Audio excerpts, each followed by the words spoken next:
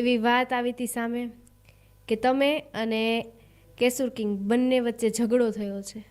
સાચે ઝઘડો થયો હતો કે ના. માત્ર ટીઆરપી? ટીઆરપી લોકોએ બનાવી નાખી હતી.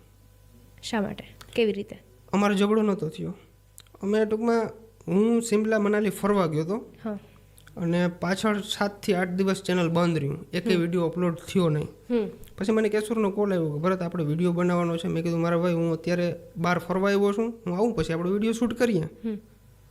તો એ કે એક કામ કરીએ આપણે હવે ચેનલ બંધ કરી દઈએ, કારણ કે તારા પાસે ટાઈમ નથી અને તારા પાસે જ્યારે ટાઈમ હોય ત્યારે મારા પાસે ટાઈમ ના હોય.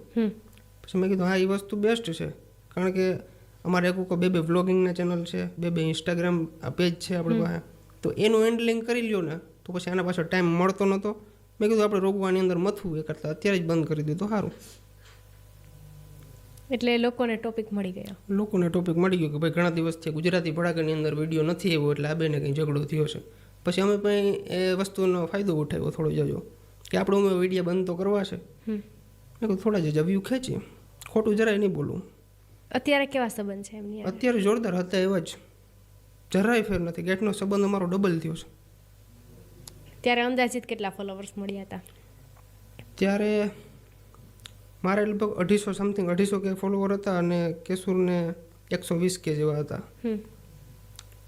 એટલા બધા ફોલોવર નહોતા મળ્યા, પણ ટૂંકમાં એક પબ્લિકની અંદર ચર્ચાની અંદર અમે 24 કલાક રહેતા કે ભરત અને કેશુરને કંઈક ઝઘડો થયો છે, આમ છે તેમ છે, ગમે ત્યાં પોઈન્ટ ગોતતા. ઘણા બધા પબ્લિકે પોઈન્ટ ગોત્યા છે, કમેન્ટમાંથી પોઈન્ટ ગોતી લઈએ, આમ ગોતી લઈએ, કઈ રીતના ઝઘડો થયો. અમારા બેની કોન્ટ્રોવર્સીની અંદર ઘણા લોકોએ પોતાના ચેનલ મોનિટાઈઝ કરી લીધા છે કે ભરત આહિર અને કેશુર કિંગને શું થયો છે ઝઘડો જોવા વિડીયોની અંદર, એવા ટાઇટલ મારીને.